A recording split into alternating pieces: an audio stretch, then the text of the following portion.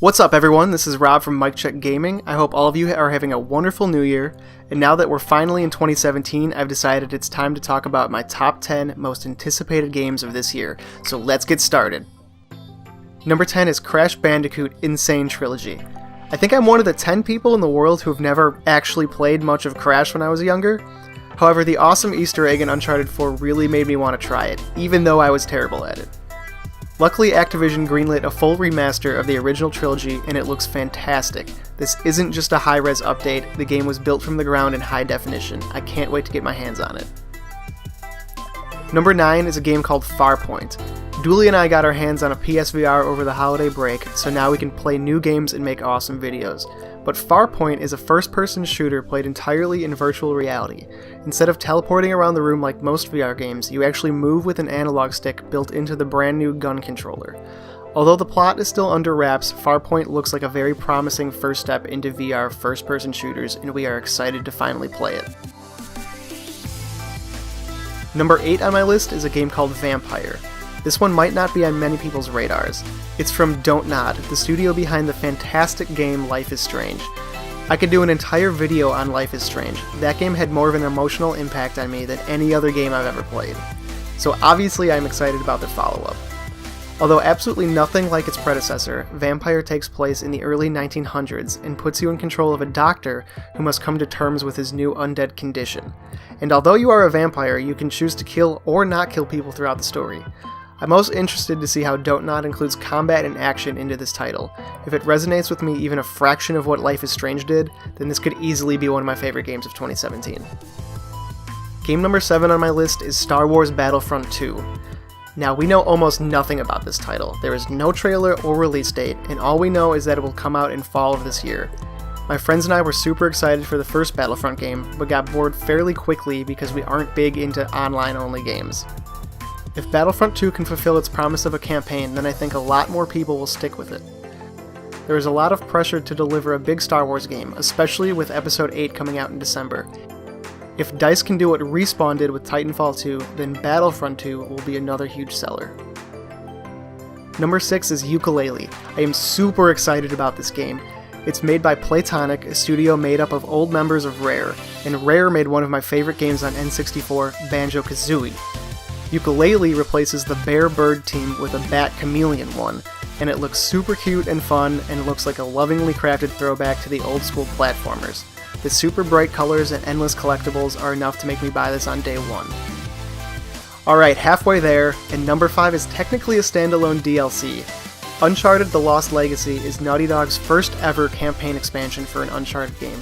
They did play around with that idea when they released Left Behind on PS3, which told the story of Ellie from The Last of Us before she met Joel. The Lost Legacy centers on Chloe and Nadine.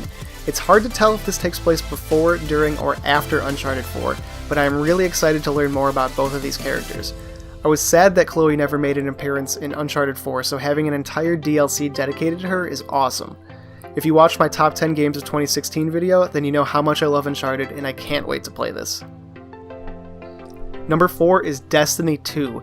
This is another game that we know absolutely nothing about. It technically hasn't even been announced yet, but it's safe to assume that it will be coming out fall of this year. Like Battlefront 2, this next Destiny game has a lot to prove. Many people were disappointed in the disjointed story from the original game, myself included. The grinding was tedious, and it didn't respect the player's time at all.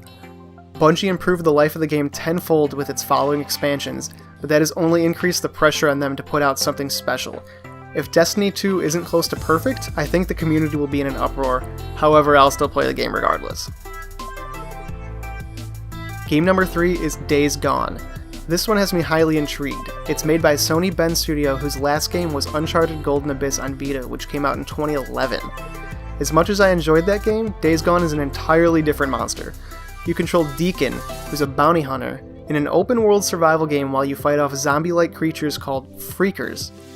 And there's been a lot of similarities to The Last of Us here, and rightfully so. Both of them are Sony IPs, and both deal with surviving zombie-like apocalypses.